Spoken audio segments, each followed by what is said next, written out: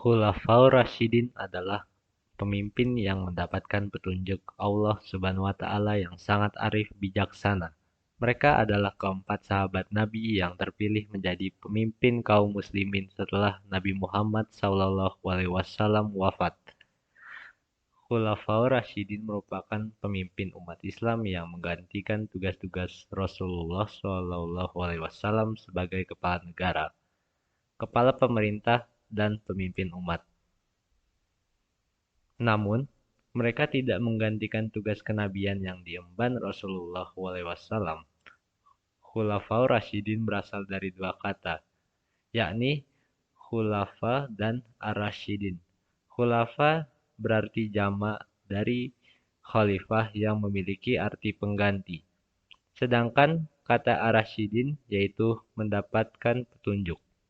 Ada 4 khulafaur rasyidin yang perlu diketahui.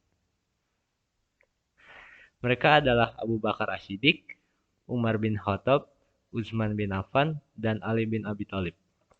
Semasa kepemimpinan mereka, keempat Khulafaur Rasyidin berhasil memperluas syiar agama Islam hingga keluar Jazirah Arab dan mampu menyelesaikan berbagai tantangan yang dihadapi umat Islam sepeninggal Rasulullah SAW. Seperti nabi palsu dan pembangkangan pembayar zakat, berikut nama-nama Khulafaur Rasyidin beserta gelar dan sifat yang dapat diteladani berdasarkan urutan masa kepemimpinannya. Pertama, Abu Bakar As-Siddiq, Khalifah pertama, yakni Abu Bakar As-Siddiq. Nama aslinya adalah Abdullah Kabah, kemudian Rasulullah menggantinya menjadi Abdullah. Nama lengkap Abdullah bin Abi Quhafah At-Tamimi terlahir pada pasangan Utsman Abu Quhafah bin Amir dan Ummu Khair. Salma binti Sakh yang berasal dari suku Taim, suku yang melahirkan tokoh-tokoh terhormat. Sejak kecil, beliau terkenal dengan sifat yang lemah, lembut, jujur, dan sabar. Sehingga di saat usia menginjak remaja, Abu Bakar telah bersahabat dengan Rasulullah SAW. Abu Bakar dijuluki As-Siddiq karena sangat mempercayai dan membenarkan Rasulullah dalam segala hal, salah satu dalam peristiwa Isra Miraj. Abu Bakar diangkat menjadi khalifah dengan jalan musyawarah antara kaum Ansar dan kaum Muhajirin di Saqifah Bani Saidah, balai pertemuan di kota Madinah. Dalam masa kepemimpinan, Khalifah Abu Bakar telah mencapai usia dan prestasi yang sangat luar biasa. Kedua, Umar bin Khattab. Khalifah kedua yakni Umar bin Khattab. Usia Umar lebih muda 13 tahun dari Muhammad. Sejak usia masih kecil, ia sudah terkenal dengan sifat pemberani dan cerdas. Tidak pernah takut menyatakan kebenaran di hadapan siapapun. Jadi tidak heran saat Umar bin Khattab memeluk Islam. Barisan kaum muslimin ditakuti oleh orang kafir Quraisy. Sebelum memeluk Islam, ia sangat menentang Islam. Namun setelah masuk Islam, ia sangat berani menghadapi musuh-musuh Islam. Terkenal ia sebagai singa padang pasir yang amat disegani karena kepribadian yang tegas dan sangat kuat dalam memperjuangkan kebenaran. Masyarakat memberi gelar Al-Faruq, yakni dengan tegas membedakan mana yang benar dan salah. Pada masa pemerintahannya, wilayah Islam semakin luas sampai ke Mesir, Irak, Syam, dan negeri-negeri Persia lainnya. Umarlah yang pertama kali membentuk badan kehakiman dan menyempurnakan pemerintahan. Juga meneruskan usaha Abu Bakar dalam membukukan Al-Quran. Umar bin Khattab wafat pada usia 63 tahun. Memerintah selama 10 tahun 6 bulan. Ia wafat oleh tikaman pedang Abu Lulu'ah, seorang budak milik Al-Mughirah bin Syu'bah saat salat subuh. Yang ketiga, Utsman bin Affan.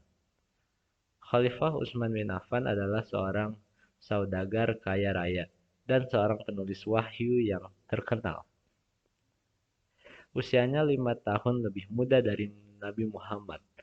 Khalifah Utsman dikenal sebagai orang yang pendiam dan berbudi pekerti yang terpuji. Khalifah Utsman banyak melakukan amal kebaikan, sehingga ia mendapatkan gelar Ghaniyun Syakir, yakni orang kaya yang banyak bersyukur kepada Allah Subhanahu wa taala. Sekalipun ia sebagai orang yang kaya, namun ia tidak segan-segan untuk ikut berperang dan tidak pernah menjaga jarak dengan masyarakat kelas bawah. Karena banyak kebaikan yang telah dilakukan, maka ia dinikahkan dengan putri Nabi Muhammad, yakni Ruqayyah. Setelah Ruqayyah wafat, ia dinikahi lagi dengan putri Nabi yang bernama Ummu Kulsum. Oleh karena itu, ia diberi julukan Zunnurain, yang memiliki dua cahaya. Jasa-jasa Utsman bin Affan antaranya menyalin dan membukukan Al-Quran menjadi beberapa naskah. Di masa Khalifah Utsman, ditetapkan pelafalan baca Al-Quran menjadi seragam dan serentak. Tidak ada perbedaan karena karya besarnya sangat bermanfaat bagi umat Islam. Maka mushaf tersebut dinamakan Mushaf Utsmani sebagai penghargaan atas jasa beliau.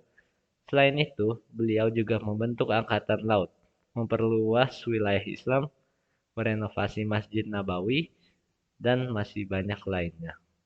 Keempat, Ali bin Abi Thalib. Khalifah keempat, Ali bin Abi Thalib dilahirkan di kota Makkah pada tanggal 12 Rajab tahun ke-30.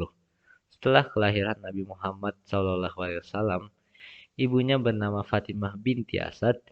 Ibunya memberi nama Al-Haidarah yang berarti Asad singa. Kemudian ayahnya mengganti dengan sebutan Ali. Jadi Ali bin Abi Thalib dibesarkan dan dididik oleh Nabi Muhammad SAW. Ia masuk Islam setelah Siti Khadijah.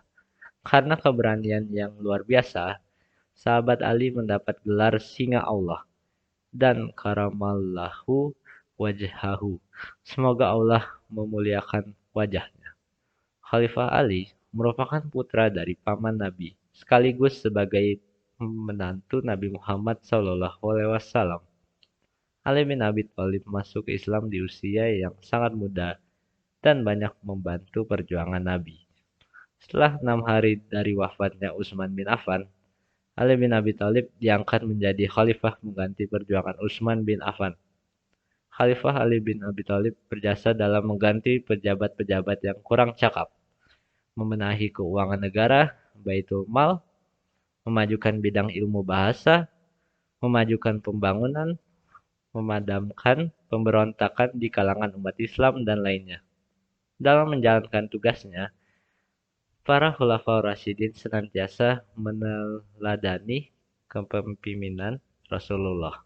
Sifat dan akhlak sebagai pemimpin masyarakat, kepala negara dan kepala pemerintah tercermin dari sifat-sifat utama yang dimilikinya.